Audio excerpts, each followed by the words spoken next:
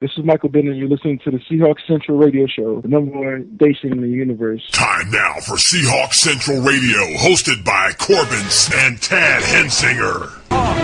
Super Bowl 48 champion. Street Bangers.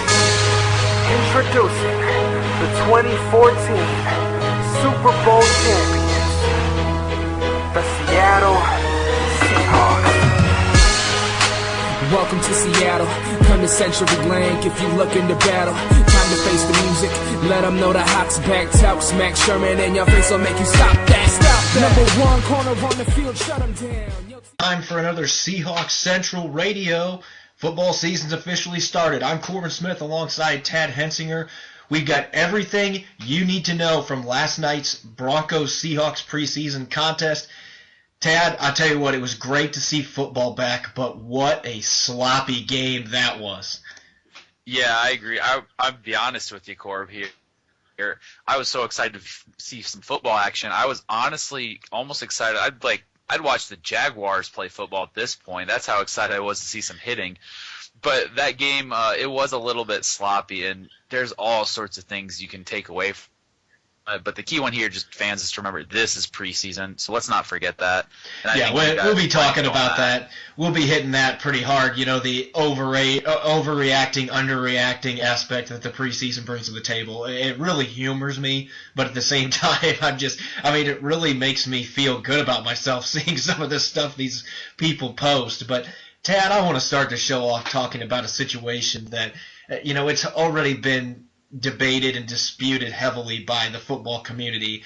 That's the league's continued efforts to thwart illegal contact and defensive holding. We know that the Seahawks have been used as the main example for this because all these different teams, like the Giants last year, saying that they've mastered pass interference so they can get away with it, things of that nature. So the Seahawks are kind of the team that are being looked at as the reason why they're wanting tighter restrictions on defenders. I guess my question is, especially after seeing how Thursday night played out, that game it didn't just affect the Seahawks, it affected both teams. There were so many penalties, it was just a sloppy mess.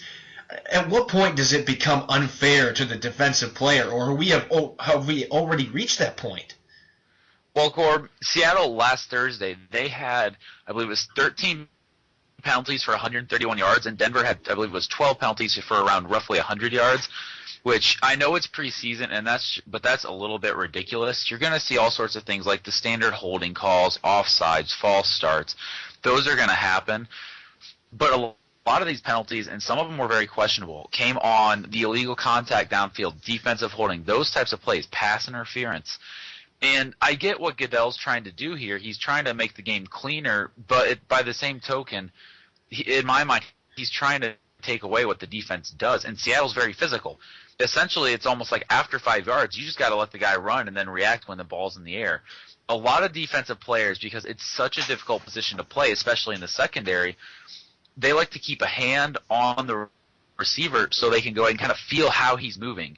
Maybe they don't actually see it, but if they can feel his hips turn one way or something, or maybe his shoulders, they can kind of get a feeling of where the guy's going. So they need that little bit of contact. It's not altering at all. It's kind of giving them a feel of what's going on with the receiver, because the receiver, the offense, they have all the advantage. They know what they're going to run. They know how they're running it. The defenders, they may be able to make an educated guess, but they're pretty much purely reactionary and going off of instinct. So I have a real issue with this because it's making the defense's job much harder, Seattle's in particular, since they play so physical. And I'm not really a fan of this just because you already can't touch receivers as it is. And I fully get things like going high with the hits and worrying about concussions. I understand that.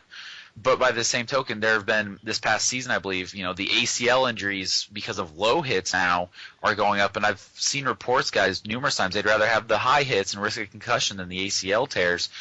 So I think you're going to see something like that go on here, where there's going to be unintended and unforeseen consequences where you're either going to have plays. The game's going to go on much longer, I think. Yeah, that was going to be my argument.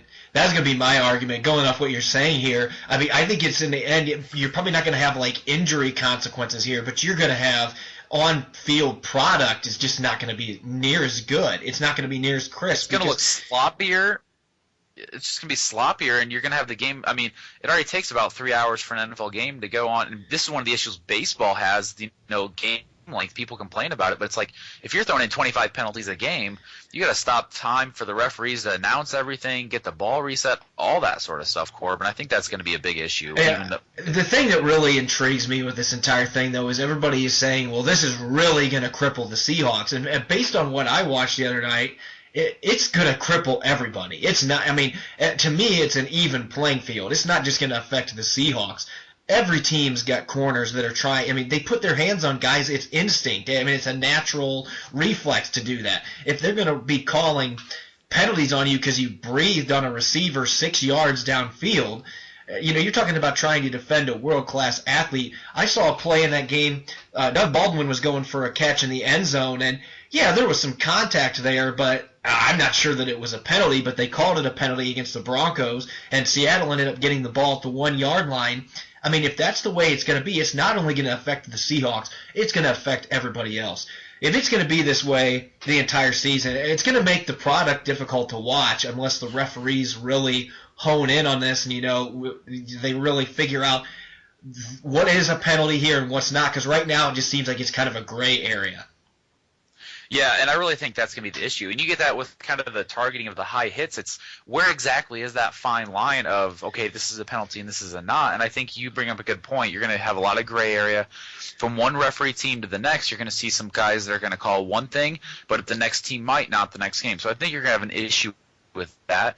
And that's going to be a big deal. And you mentioned the Baldwin play, and I think what's going on here, and I've thought this for a while now, and I think you would probably agree with me, Roger Goodell wants to sell tickets. He wants to sell jerseys. He's all about making that money, in my opinion. So he's trying to get the points on the board, and most of the changes that have come down over the past few years have been, quote, in the name of player safety. But by the same token, it seems to me a little bit, they're definitely geared towards the offensive side of the ball, and I really think this is just another – almost a ruse in a way to try and get more points on the board, to increase his ticket sales and all that sort of stuff. So I think that's what the real issue is here. He wants 49 to 42 final score games. I'm pretty convinced that that's what he wants. I mean, I understand the safety aspect, but this cannot be completely geared at safety. I have told you this before. I think February's Super Bowl game, I mean, obviously being lopsided, the commissioner never wants to see that. I mean, you want the game to be close. No fans want to see it. I don't even think 12s out there really liked that game from a football standpoint because it was honestly boring due to Seattle being so dominant, which it was fantastic to see that dominance because it was arguably the best I've ever seen in my lifetime. But I just don't think that that's the best product the NFL wants. And I get Goodell trying to alter that a little bit, but if he's basing that as being the norm, that's not the norm. You're not going to see that much of a dominant defensive performance. So I think if he reacted because of that, then it's too much of an overreaction, and you're going to see things go the other way where it's just nothing but offense because defenses can't touch an offensive player until they've caught the ball and taken 2 steps or something like that. Yeah, it's only one game, obviously. I mean, these referees, this is new to them. Like I said, once they figure out, this is a penalty and this is not, and this becomes less of a gray area issue, I think things will get cleaned up a little bit. But I mean, if they're going to be that restrictive, I just don't see it working in the long run. They're going to have to revert back because defensive players are going to revolt. I mean, there's going to be issues because it's going to be like, how do I even play defense? When we look at this actual preseason game, when there wasn't a lightning delay or a penalty, there were plenty of positives for the Seahawks and the Broncos. I mean, both teams had some good stuff happen, but there's also obviously a lot of stuff that needs worked on. You don't want to get into a panic mode after any preseason game, especially the first one. The starters only get 2 series, maybe 3 if you're lucky, and then they're done. And so with it just being a preseason game, Tad, looking at the quarterback race, I mean, obviously Russell Wilson's going to be the starter. Who looked better on Thursday night, Terrelle Pryor or Tarvaris Jackson? Well, Corb, in one way it's a little bit mixed, just for the fact that Jackson was very consistent. I believe he had 5 of 7, for 40-something yards. You know, he was very good. He does what you expect him to do. He comes in there, makes some plays, nothing flashy, but he doesn't really turn the ball over, and he moves the offense along. That's your prototypical backup quarterback that every coach in the league would love, that if your starter goes down, he can come in, right the ship, and he may not win you a ton of games, but he's not going to lose you them either. The backup quarterback's job is really to just kind of have the ship go on, just, you know, steady sailing, just kind of give the chance a team to win and contend as if the starter were in there. Now, he's not going to do everything the starter would do, but that's where Jackson's forte is, and I think he did that to a T last night. I would actually have to give Pryor a little bit of a nod, though, and here's why. He completed 9 of 16 passes, 137 yards. He did throw an interception, but I think if he plays a little bit longer, I think you're going to see that balance out. He might toss a touchdown, maybe 2 touchdowns throughout the course of the game. So I'm not really concerned about the interception too much. That happened. Plus, it's just preseason. He's getting his timing down. So the good thing is he moved the offense. You know, he threw some nice balls, hit his receivers in stride at points, threw a little bit of touch in there. You know, he seemed to have a little bit better control and know-how of when he needs to throw it a certain way and how to throw that to make the completion happen. So I think that was really good to see from him. I would give him, honestly, as a preseason grade, and that's the key. It's a preseason grade. If you were regular season to be lower, but a B+ because he moved the offense, he made plays, and on top of that, I think he had roughly around 50 yards. So if you're looking at like a regular season projection, he's the kind of guy that can give you 250 passing yards and 40 rushing yards, which that's good. I would take that. And Jackson, he's going to be a little more steady, more consistent maybe, but if Pryor can get it all together and maybe become more of a better just quarterback, I think he could end up pushing Jackson. Although, with that said, I do think that Jackson's still the front runner. I think Pryor's going to have to really step his game up to unseat him, Corb. I tell you what, I mean, I agree with a lot of the points that you made here. I'm not so sure about the end point, though. Here's my thought process on this. Watching this game multiple times now, like you expressed, and this is my feeling as well, Jackson's going to play mistake-free football for the most part. I mean, I loved the drive he put together at the end of the first half. They got that extra field goal. They're up 10-7 going into the break. There's nothing flashy about how he plays, but he gets the job done. And that's what you want from a backup. Here's the thing, though. Terrelle Pryor, if he can put everything together, and obviously that's a question that so many people have been asking since he came into the league, you know, if he can just harness everything, he really exceeded any expectations I had coming into this game. And I'm not saying this is an overreaction in any sense. I mean, he really was on the field reading defenses better than I've ever seen him do. I don't care that he's playing against reserves. He's got third and fourth string offensive linemen in front of him. He was running for his life pretty much every play he dropped back to pass. I mean, it's understandable why he's such a polarizing player to watch, because when you've watched him in the past with the Raiders, he'd uncork a few passes and look terrible, and then he'd make that play. You're just like, I don't know if any other quarterback in the league can do that, like that 94-yard touchdown run he had against the Steelers. I mean, I don't know there's another QB, maybe Robert Griffin when he's completely healthy, that can make that play. He does stuff you just don't see from the quarterback position.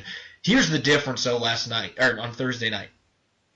He threw the ball really well, in my opinion. And like you said, 9 for 16. The thing that I noticed, he showed some great touch. There was a few passes where it really looked like, you know, that was crisp. And I just never really thought that when I watched him play for the Raiders. He had a throw to Brian Walters that was just on the money, perfectly thrown downfield. He's definitely making progress in terms of his decision-making.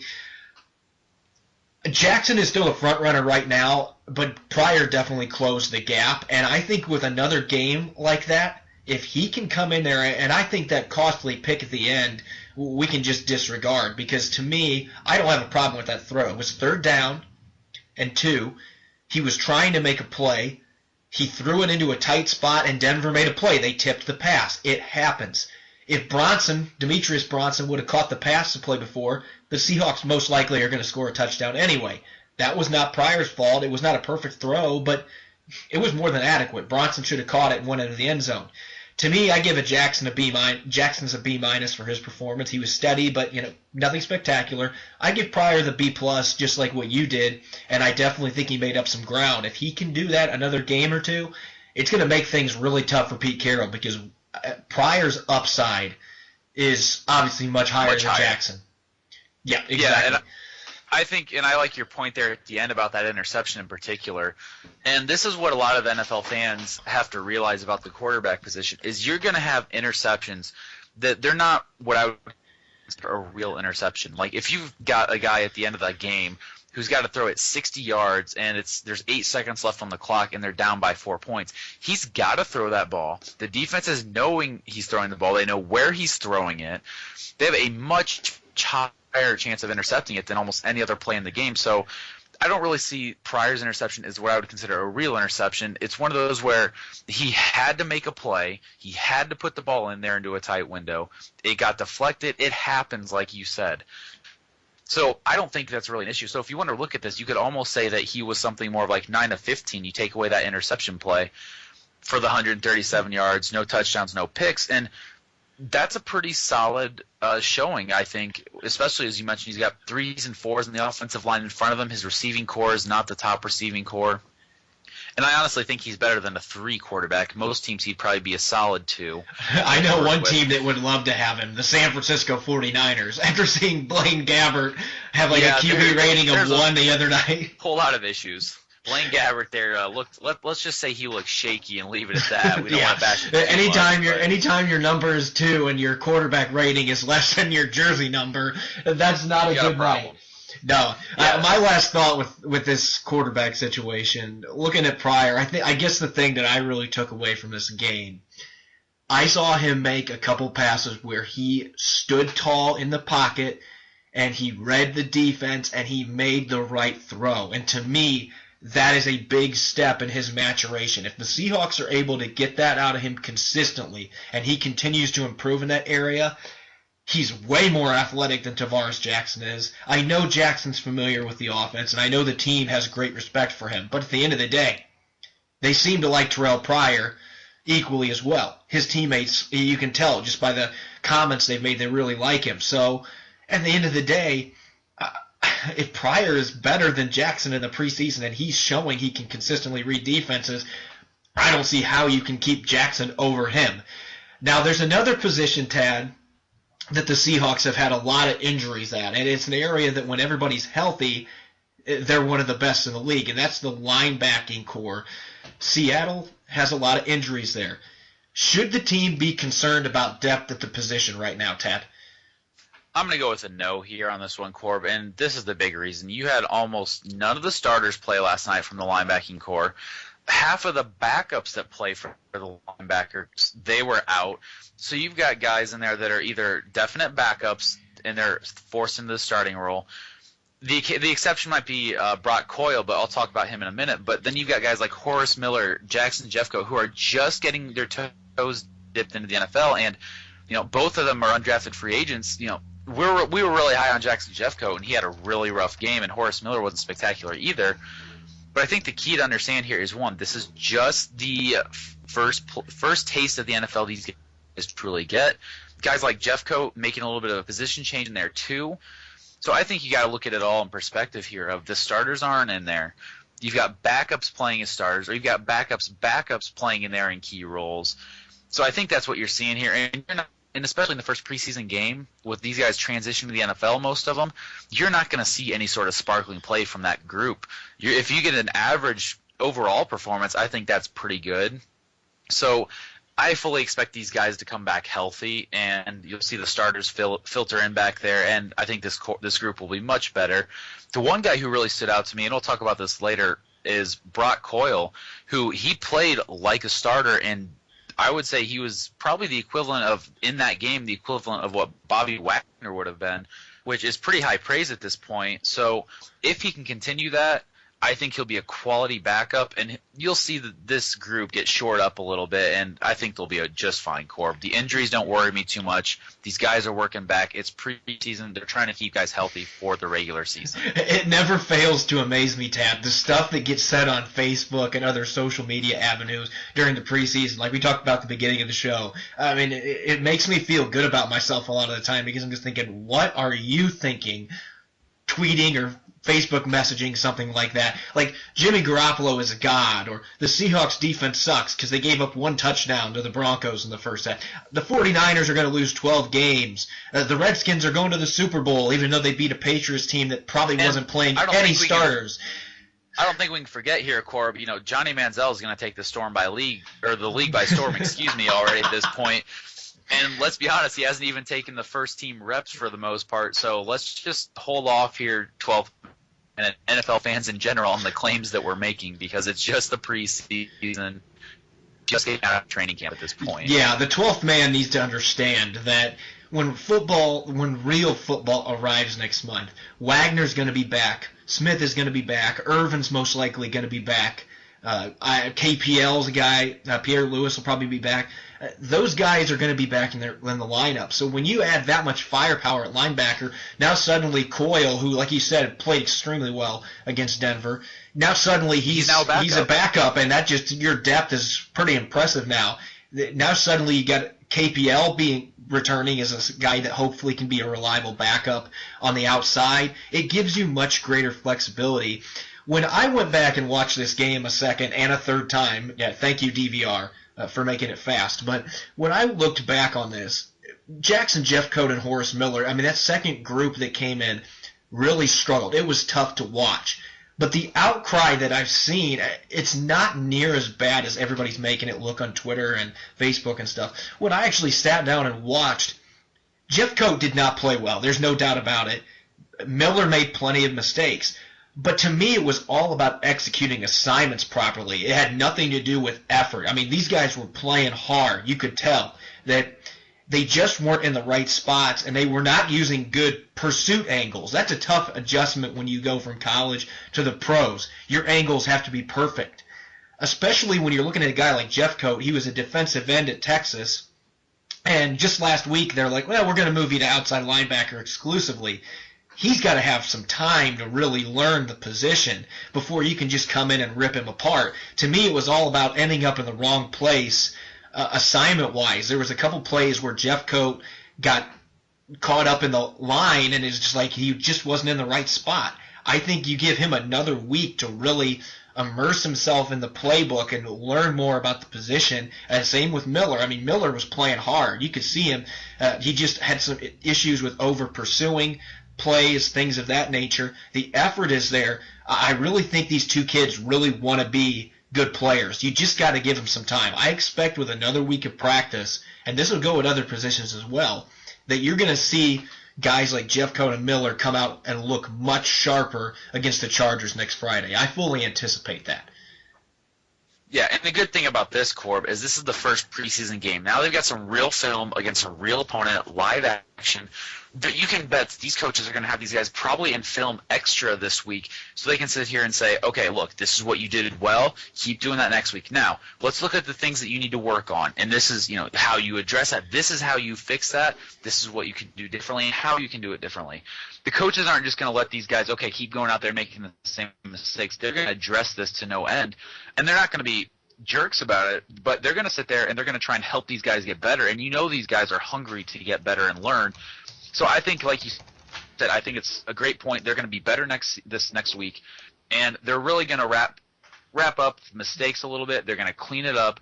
They're still probably going to make their share of mistakes. They're not going to be outstanding, but I think it'll be a much cleaner game overall. Even if they don't make big plays, I think you'll see more solid play. Let me go with that word. It's going to be more solid, even if it's not flashy or outstanding, Corb. So I think that's how this is going to end up playing out and progressing as the preseason wears on. And come the third game towards the fourth game, when you see mostly the backups, I think you're going to get a little bit better of a product, because these guys are going to have a better understanding of their assignments. They're going to have a better understanding of how to beat their man across from them. You're just going to see a lot better play as they learn, because a lot of these young guys, it's still a learning process. Yes, they've had OTAs, training camp, but this is the first time they've had game action, and you can't really overstate the fact that game action is different from training camp. No matter how hard and how tough you make training camp, it's a game now, and the game is always different than practice. It's much faster. It's a much different pace. At the end of the day, the guys that make it past the 70-man cut that survive, and they get to that third, fourth preseason game, and they have more opportunities. Because think about it, when you have 90 guys and you're trying to get as many of them in as you can, the first 2 games, it's just hard to get the reps in. I mean, if you're way down in the totem pole, you might get more reps because in the second half they're going to just let reserves come in.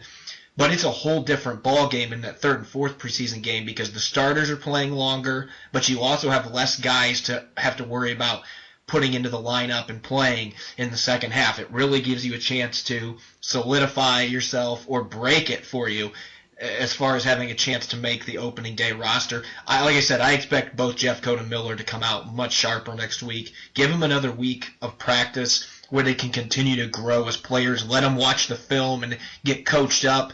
I really think with Norton there working with them, they're going to be fine. I expect them to be better next week, as I do pretty much the entire team. First preseason game is always tough for all the teams, no matter what.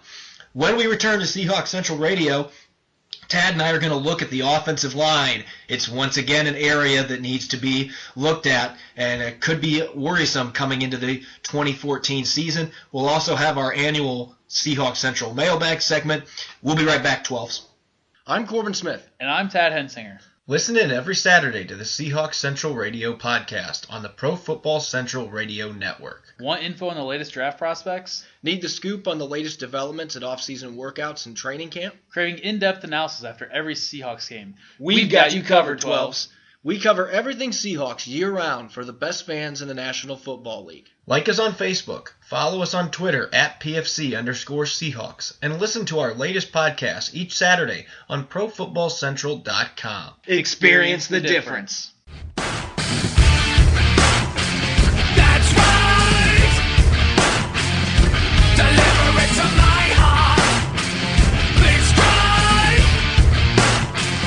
Be deliverance.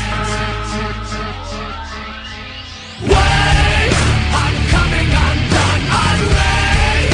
I'm coming undone. Too late. I'm coming undone. What looks so strong, so good I can't wait. I'm starting to suffocate, and soon I anticipate. I'm coming undone. What looks so strong, so good I can't. And welcome back to Seahawks Central Radio. Corbin Smith, Tad Hensinger in the studio.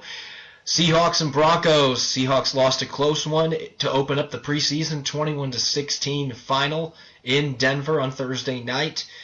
We're going to continue to discuss some big topics that really came from that game, and we hate to continually bring this up, Tad, but the offensive line play.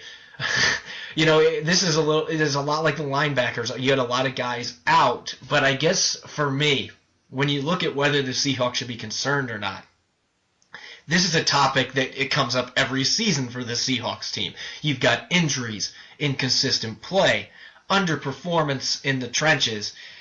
And I know that Seattle's line is not viewed as, you know, one of the better ones in the league by most, and I can understand why. It's tough because Tom Cable, to me, is one of the better line coaches in the league, but for whatever reason, this team has had such a tough time developing players up front. That's the one area in the draft they've struggled with, is developing offensive linemen into solid players.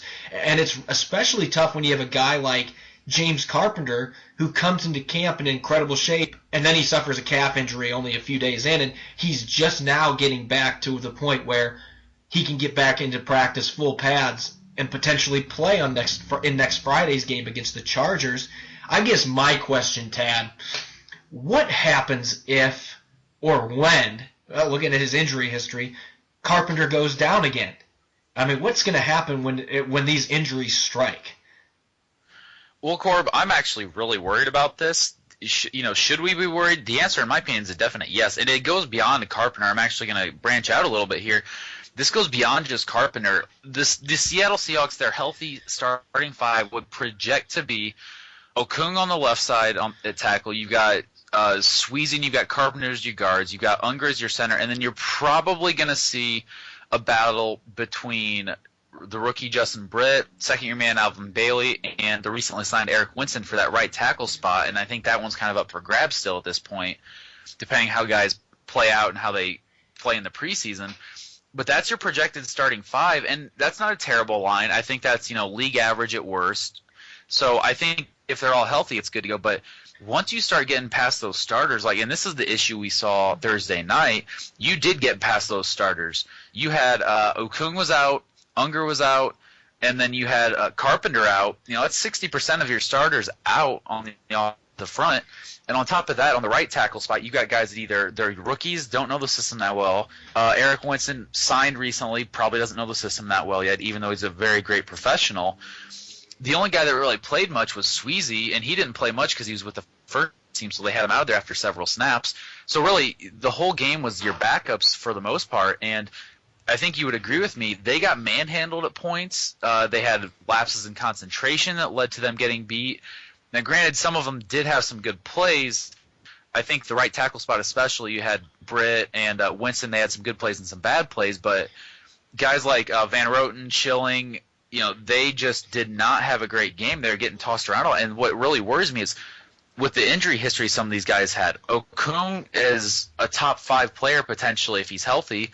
Carpenter could round into form as a top 10 guard, but they've had injury concerns, and it's like, well, if those guys aren't in there, who's behind them?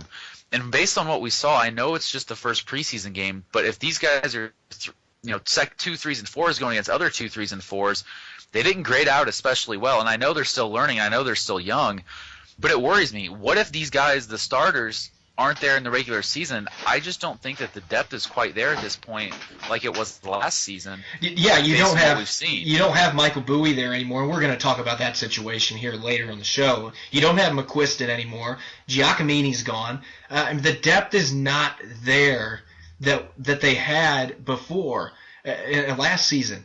And when they had all those injuries, they were able to somehow survive it. I'm not sure they could do that this year. I heard a lot of good things coming out of camp regarding Kalen Hopman. I was not impressed with him the other night. I felt like he was getting manhandled. He played with the starters. He played in Carpenter's place, and I just thought he was getting owned. He got blown up several plays. That to me was part of the reason that Turbin couldn't get anything going on the ground. I mean, it was the entire line, but Hopman was just getting destroyed there. And Stephen Schilling and Greg Van Roten didn't fare much better when they were in the game later. To me, Sweezy being the only guy that played that was an actual starter, it's really tough to grade out the line.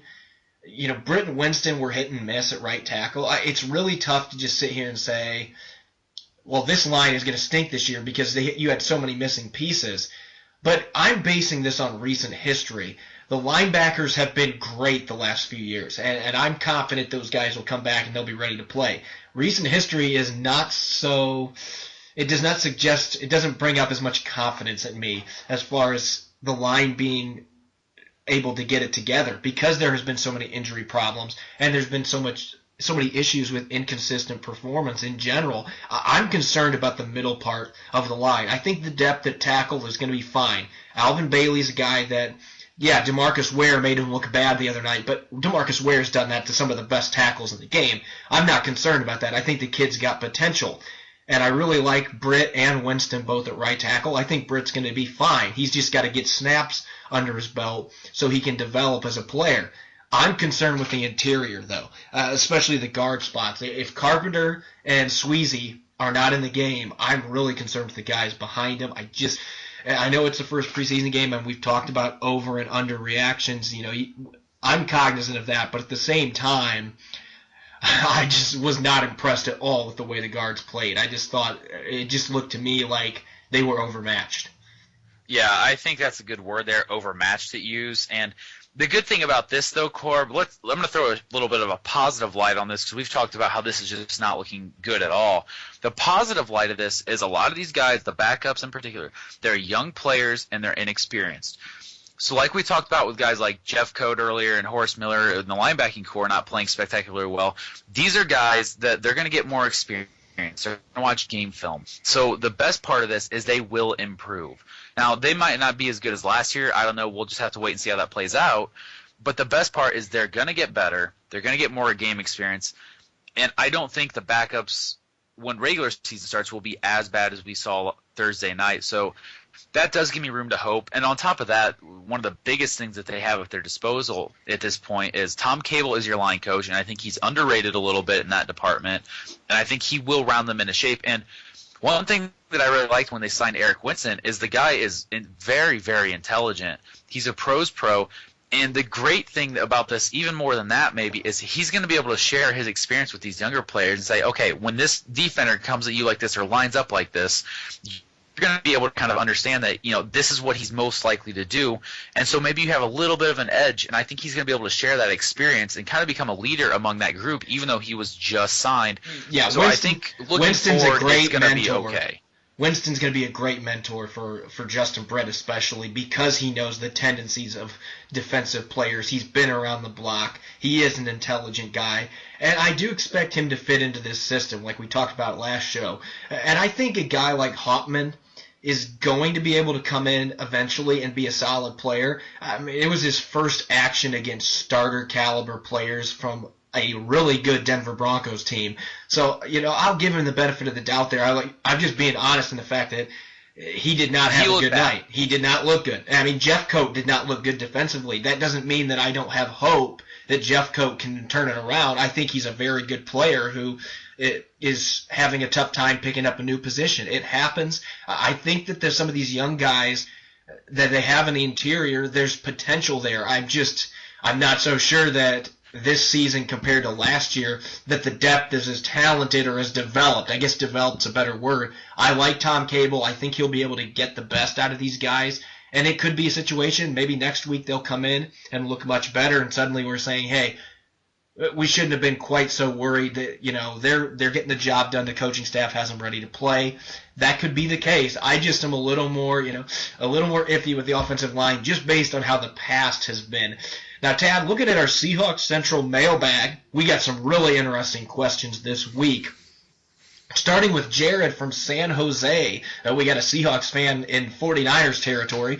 Writes, is it just me, or does Robert Turbin look like he could have been on the hot seat for a roster spot? He looked like a grandma out there last night. Tad, have we talked about one preseason game overreactions yet?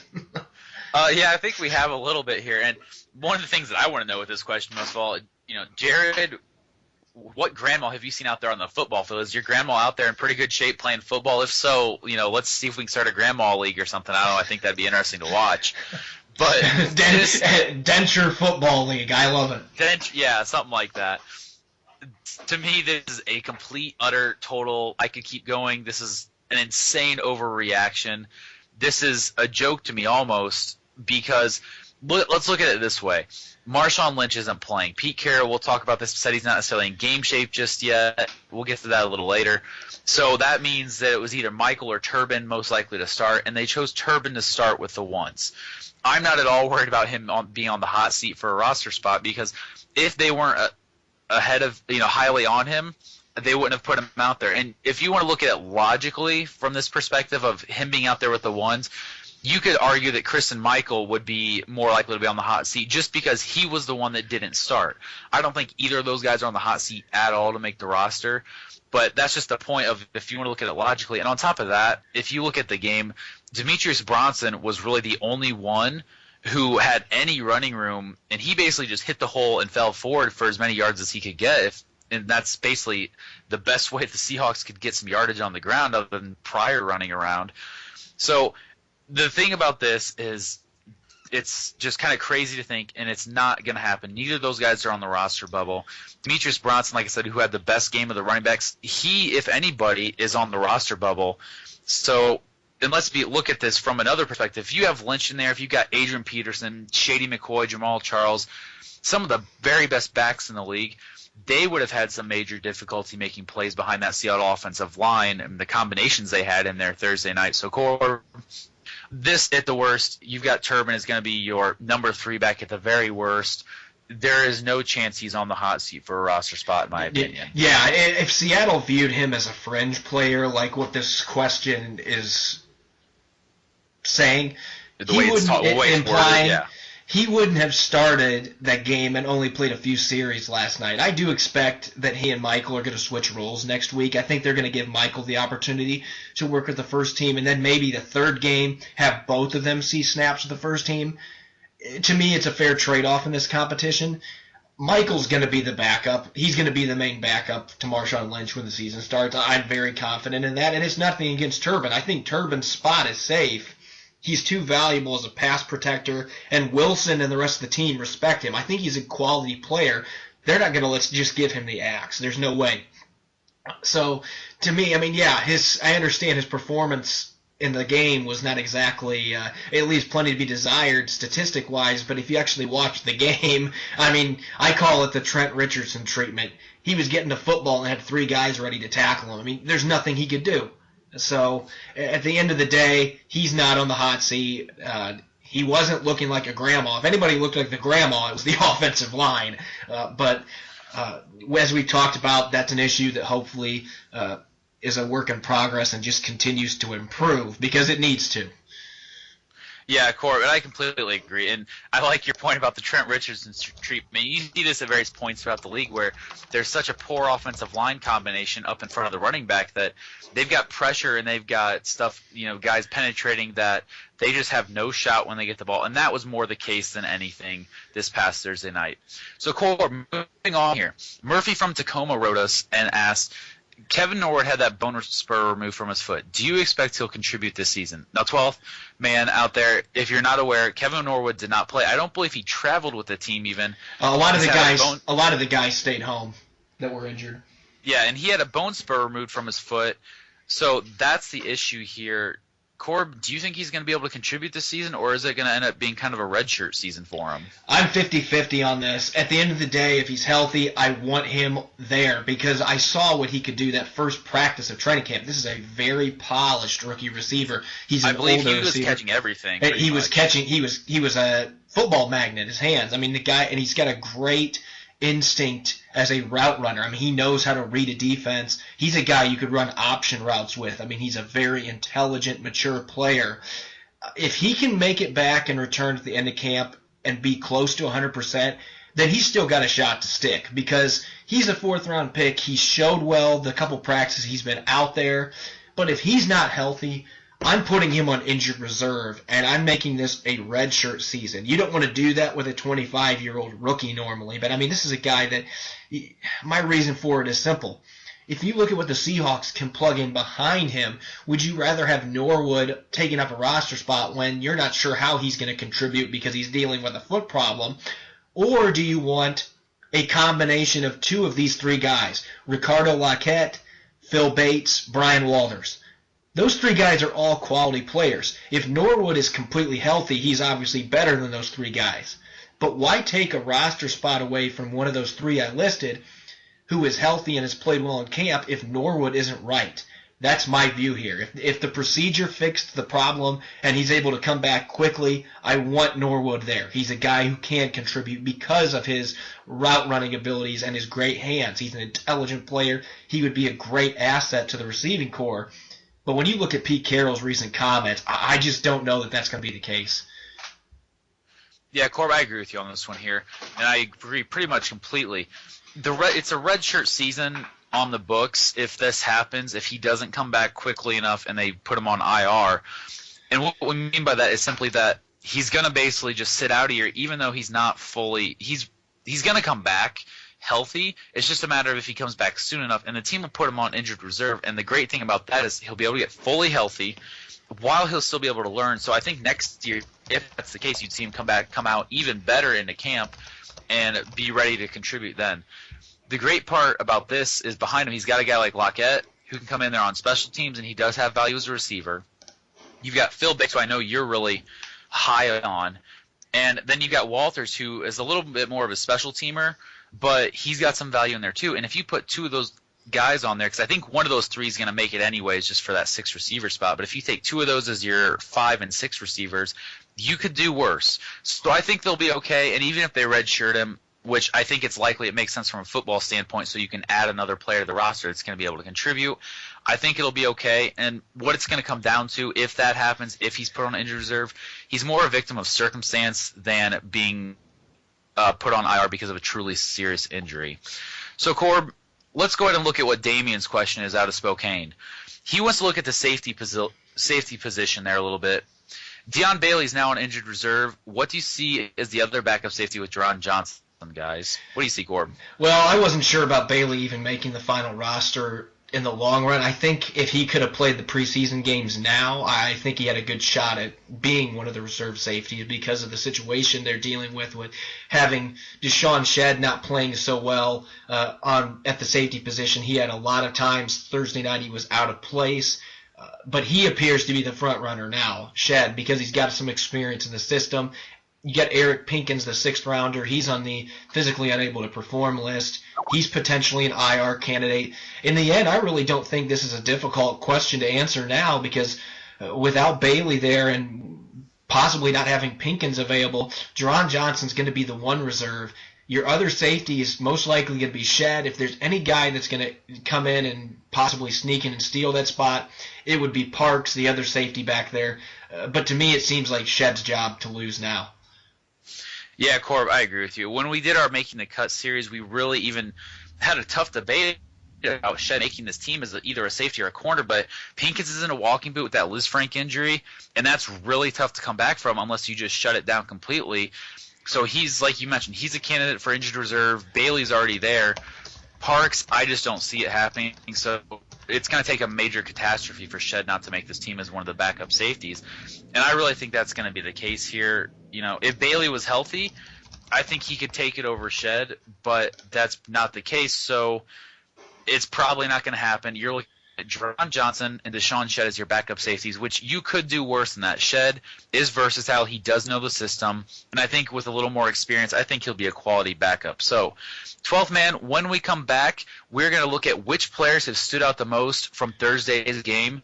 Join us here in a few minutes, 12s.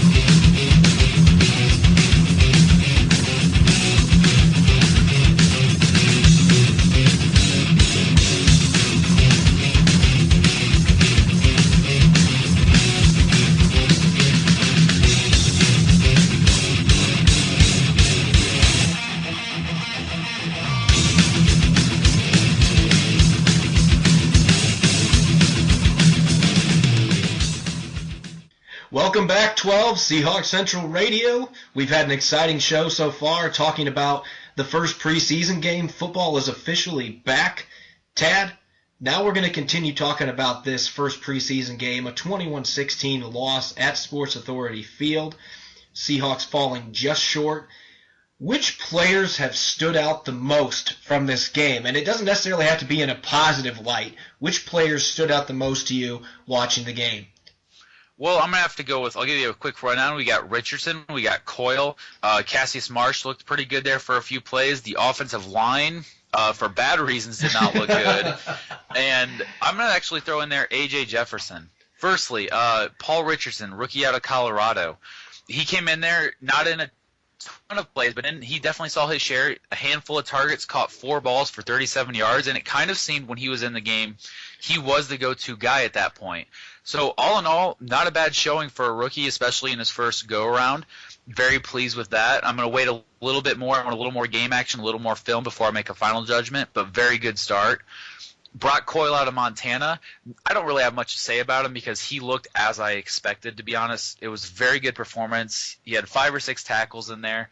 on par with Earl Thomas, who led the team just about. And he stepped up for when Wagner went down with that hamstring injury, which is more probably just nursing it along just to make sure it doesn't get worse. In training camp, Coyle stepped in there. He was calling the plays at points. He was making plays. He was leading that defense. That translated over into the first preseason game, so I was pleased to see that.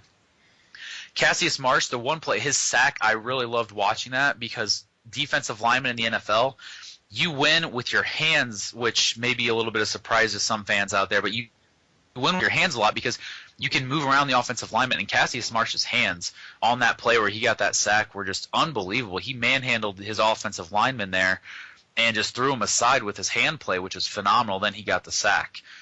The offensive line, we don't need to spend too much time on this. I don't care to think about this that much, but overall it was just pretty shoddy blocking in general. So I'm going to watch them next week especially. A.J. Jefferson, I was really pleased to see him. We talked about in our Making the Cut series, and we pegged him as kind of our fifth corner, kind of a fringe player, but he's got some experience. And unfortunately, he did have a twisted ankle there. We don't know exactly how serious on the play. I think it was probably precautionary to pull him out at that point. It was just re-aggravating an earlier injury. He made a play on, I believe it was the tight end. The ball was underthrown by Osweiler just a little bit. He read it, made the play, and returned it for a few yards. So I was really good to see. He was only limited to 5 or 6 plays because they did pull him out with the injury. But I was really pleased to see that, he's getting his nose in there already. So I think he's going to have a pretty good shot with that sort of play if he keeps it up to make the team. So those, Corb, for good or bad, those are the players that stood out to me from Thursday's game. And Jefferson, I'll make a quick comment on him. I actually really think he's a guy that could be, as a third or fourth corner, potentially an impact player. The reason I'm mentioning the third or fourth corner is because of maturity issues with Terrelle Simon. I'm concerned with that.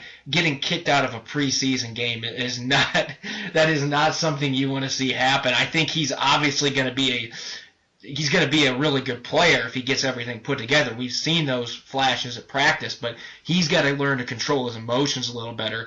Jefferson's a big corner. He's a big physical corner. That's what the Seahawks like to have on their roster. He's a guy that is not afraid to make tackles. We've talked about that one season where he made over 60 tackles for the Cardinals. I mean, he's a guy that can come in and hit. He's obviously got decent ball skills. He showed it on Thursday night.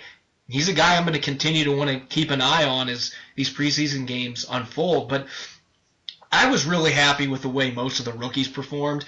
Last year I couldn't say that so much. I mean, last year's class just kind of, away from Christian Michael, it was rough at times watching that rookie class because it just didn't seem like they were becoming factors in the preseason games as much as I hoped. I felt like Thursday night, even though Seattle lost the game, I felt like the rookies were doing a really good job contributing, and they just looked much further ahead of the curve than last year's group.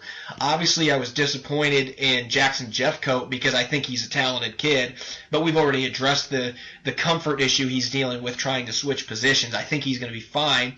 Coyle obviously played quite well. Richardson did a nice job catching 4 passes, leading the team in that category. Marsh had that excellent sack. He had another one that he missed, and I'm sure he's still frustrated about that, but it happens.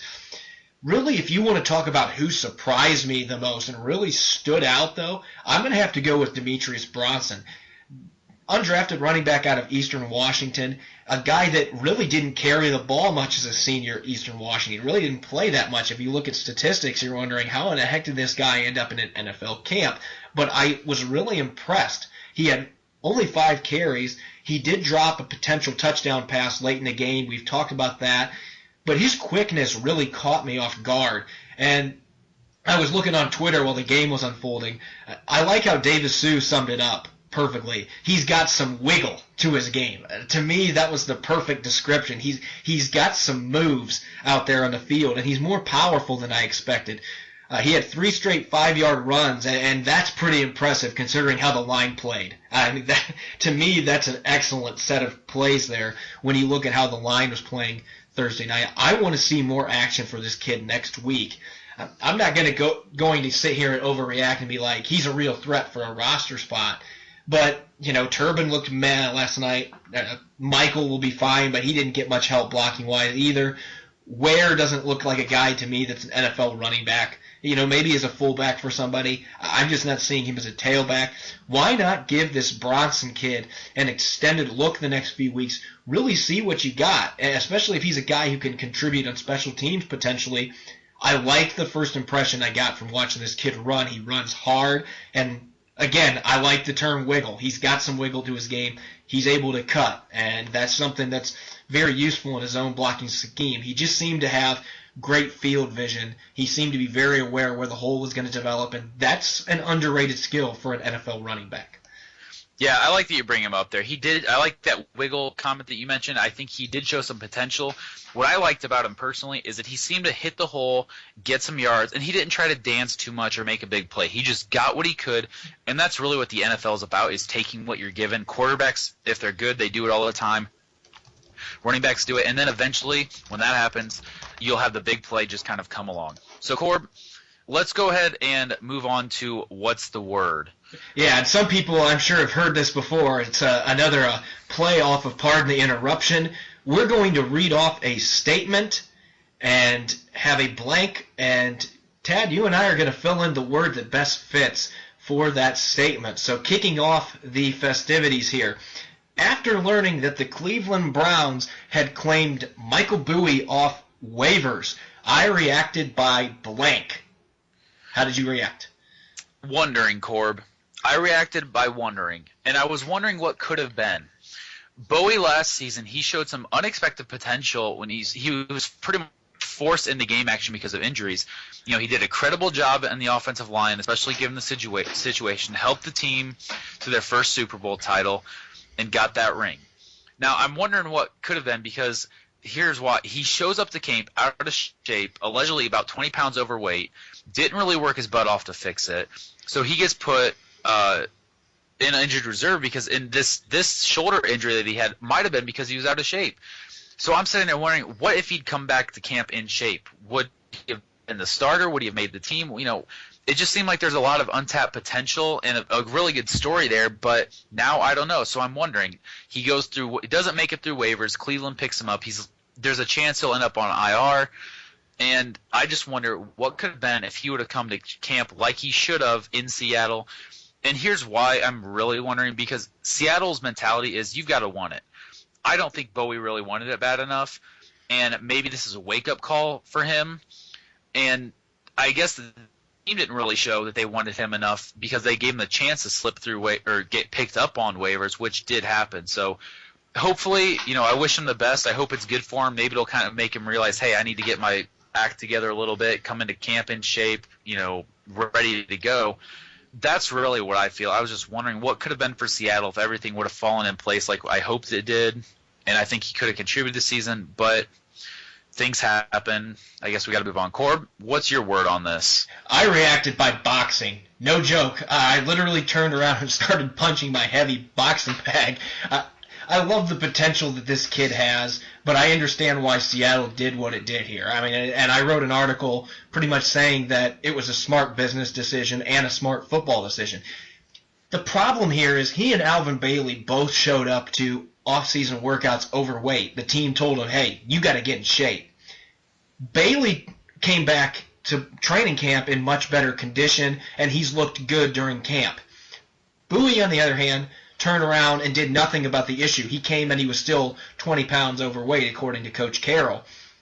Then he suffers that injury the first day of camp, and like you said, it might not be the case, but there's a good chance that not being in top shape led to that shoulder injury. The Seahawks don't want to deal with players coming unprepared. When Carroll says that you have to have a championship offseason to make the team, he means it. It's not just a mantra just to say it. His team lives that philosophy.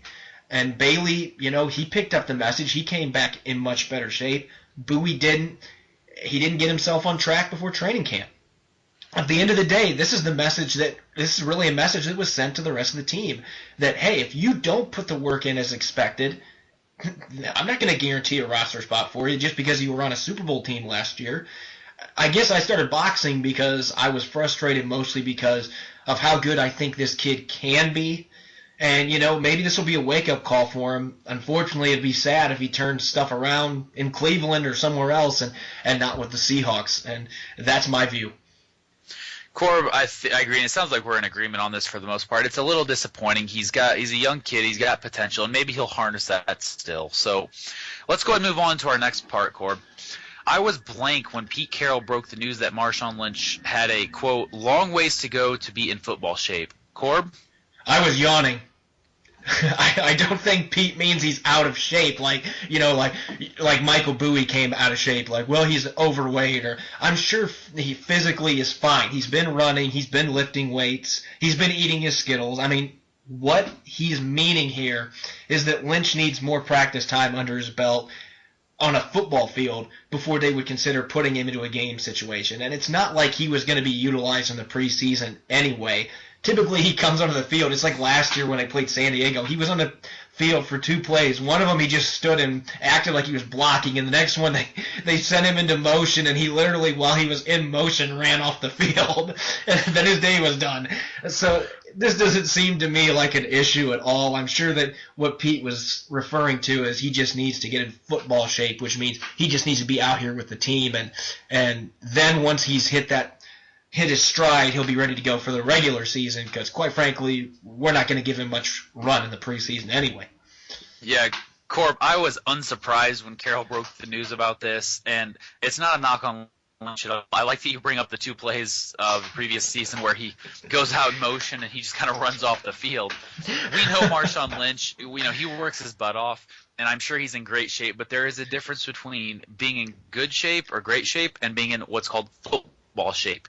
You can't really get into football shape without being with your team and on the field, hitting, all that sort of stuff, and really once you get in the game.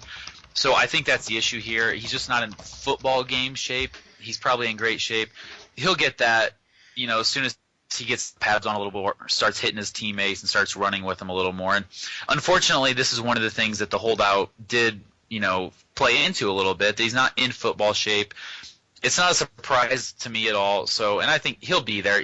If Lynch gets 20 to 30 snaps total in the preseason, I think that would be plenty, and I would be surprised if he gets that. I would be so shocked that he got more than 5, let alone 20 to 30. Yeah. So, yeah, and if he's on the field, he's just going to run in motion so he can get off the field. But one more statement for us here, Tad. The long-lasting Twitter feud between Richard Sherman and Patrick Peterson is blank. What do you think? It's hilarious, Corb. I love it. I'm not normally a fan of this sort of grandiose boasting, just back and forth. Sometimes I think it's childish. But with these two, I'm loving it. It's hilarious because they tend to have pretty good responses to each other. For instance, when Peterson signed that huge contract to make him the highest paid corner in the league, he posted up on Twitter, his catchphrase, "You mad, bro?" And then Sherman came back with a picture of his ring, "Can't be too mad," or something like that. So I think it's hilarious. They've got good comebacks, and what's really good with me is most of the time they try and back it up with either a football talk, some stat, or look what I've done here. It's not just straight up boasting, and I think that's I'm okay with it. I'm not a fan of just boasting without something to back it up, and these guys are trying to back it up with something. So I find it hilarious. I'm just kind of enjoying it. And so it's all good in my opinion, Corb. I'm going to go with egotistical. Is there really another word that can go here? I love the idea of both players competing using social media. Here's the thing, I get a good chuckle seeing Sherman showing Peterson his Super Bowl ring, but I actually have to side with Peterson on the fact that that's a team accomplishment. If Sherman would have sent his All-Pro award or his Madden cover, maybe that works. But, I love the way Sherm carries himself. I just think that, this rivalry actually is pretty interesting because they both respect each other. It's not like Sherman with Crabtree where he's still to this day saying, I don't respect him. I do have respect for Peterson and I think he's a good player. So to me, this is more of a friendly, there's some seriousness to it obviously, but it's a much more respectable rivalry than what you would say. You're not going to see Sherm and Crabtree having conversations like Peterson and Sherm do. So at the end of the day, obviously it's about egos, but at the same time, I guess I don't see much of an issue to it because there is a respect there. Yeah, Corbin, I think you have a good point. It is a little egotistical, but you get that with these sort of athletes. And if they didn't have an ego, they might not be as good as they are because they need that edge and that desire and that push to make them as good as they are. So I think at the end of the day, it is ridiculous, it's hilarious, it's egotistical, but the fringe benefit of all the craziness is we get to see these two go at it, and they normally have a pretty good interaction. And I do think you bring up a good point. There is some respect there. It's not like Crabtree and Sherman. They're definitely – obviously they want to be better than the other one, but they do recognize that they are both. They're pushing each other in a much more respectable way, whereas Sherman is just straight up bashing Crabtree, and I don't expect that to. Know that these guys, that wound's not going to heal up. Going back and forth. Yeah, these guys are going back and forth, but really they're just pushing each other's buttons to have a little fun with it, and I think really what you're going to see is these two guys are going to be at the top of their game because they're going to and say, okay, if Sherman's not at the top of his game, you can bet Patrick Peterson's probably going to be all over that and vice versa. So they're going to be pushing it to be at their best. So, Corb, we are almost out of time, but before we end, let's get some closing comments. What are your final thoughts on the preseason, the first game, and what are you going to look forward to most in week 2? Well, my final thoughts in the game obviously was a very sloppy game, and obviously the lightning delay made it even worse. You had all the penalties and stuff. To me, the thing that really stood out the most is how much they're missing depth at linebacker right now. But at the same time, I think in the end, guys like Jeff Coe and Horace Miller are going to benefit from having a game like they did Thursday night, because sometimes failure is a good thing. I feel like I'm a Domino's commercial right now, but sometimes failure is a really good thing for young players to learn from. They'll be able to learn from the film. They'll be able to go into the practice week and really shore up their assignment so that when they come back out on Friday, they'll be ready to go. As far as what I'm looking forward to watching most in week 2, I'd have to stick with the quarterback competition, because I really want to see if Terrelle Pryor can put together another game that is as good or better than what he did against the Broncos on Thursday night. If he's able to do that, like I said, he's got a real shot at becoming that main backup and putting Tarvaris Jackson on the hot seat. What are your thoughts, Tad? Well, Corb, my final thoughts on the preseason game, the first game, is let's not overreact. It's the preseason. It's week 1. You got a lot of backup and fringe players playing. Let's just go ahead and put the brakes on this here. I saw a comment on Facebook in a group about the Seahawks that one lady was saying, we're down, there's like 2 minutes to go or 4 minutes to go. Put Russell Wilson back in so we can win this. And I'm just sitting there, I'm like, are you kidding me here? We don't need to get Wilson hurt in a game that's totally meaningless. Let, Jackson, let Pryor take that. And I don't mean that they should get hurt, but it's Mark Sanchez all over again with the Jets a year or two ago.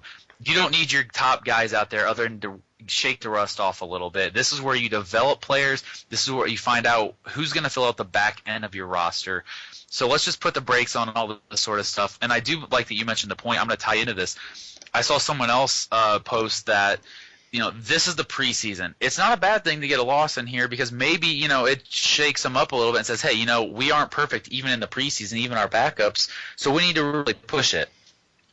So I think that's my final thoughts in the game. And what I'm watching most in week 2, Corb, is the offensive line play. We touched on this plenty, so I'm not going to go in depth on it again. But they were so shaky and just so out of it overall against Denver that I'm really interested to see how they respond, what kind of film they do, and I just want to see them play. And I really hope and I really think you're going to see some improvements.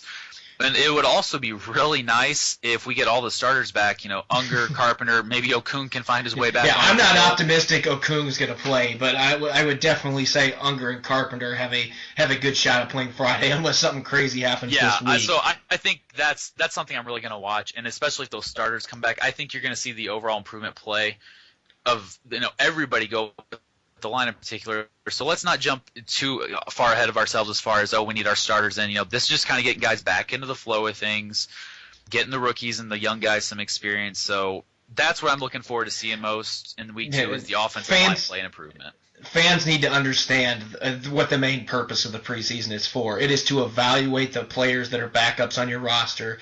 They need to have time to really see them on the field an extended period of time. That's another reason you don't see the starters out very much. I mean, obviously you know what you're getting from the starters. You don't know what you're getting from the reserves. Thanks for tuning in to tonight's show, Seahawks Central Radio. I'm Corbin Smith alongside Tad Hensinger. Follow us individually on Twitter at Corbin Smith NFL or at Tad Hensinger. And you can also follow us, our PFC Seahawks Twitter at PFC_Seahawks. We can also be found on Facebook, PFC Seahawks Central Radio.